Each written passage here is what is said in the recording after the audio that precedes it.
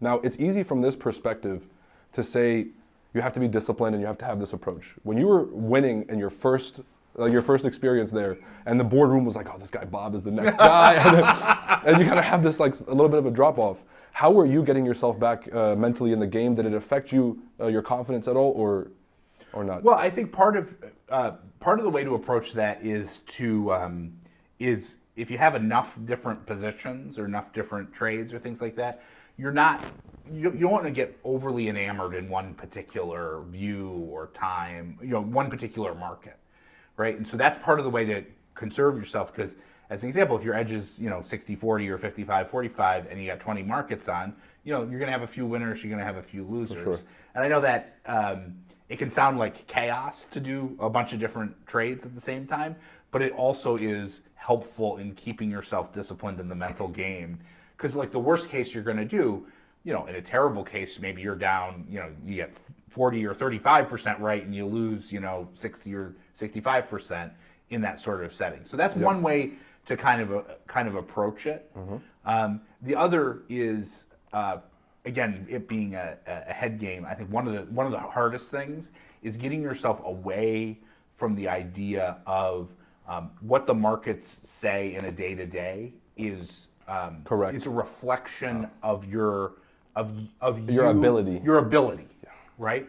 Markets are, there's plenty of noise in markets. There's plenty of randomness in markets, right? And so instead, thinking about markets and the feedback loop as a way to learn and a way to ask more questions, and instead of a right or wrong, you are good or you are bad, right?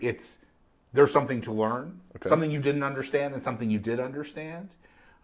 That's a growth mindset to the feedback. I think it's a hard mindset to have, because I don't know, our educational system is about is the answer right or wrong? Yeah. And I will tell you that I've been more wrong in my career than 99% of people in markets. I've been more wrong. As of most successful asset managers, though. That's right. Yes. And most successful asset managers have been more wrong because they've put on more bets and they've gotten them more wrong more times, and they've learned more. I saw a statistic, something like Kobe had the most missed shots in NBA history or something, and he was one of the greatest players of all time. There you go. That's great. Because the championship level is about the trial and error. There's no perfection, because perfectionism leads to hesitation, and because there is no perfect trade. From what I'm hearing from you, is you have to have a diversified portfolio, so you're not overweighting any one trade. It's like this one position is life or death. Right. That's right. And it's hard. I wish I could give people the key to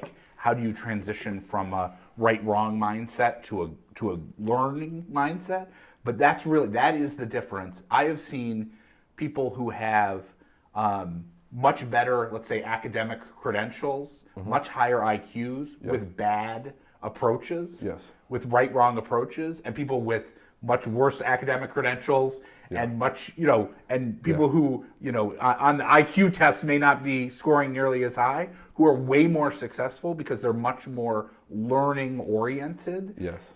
Learning, hard work, and discipline oriented. And humility. Absolutely. When we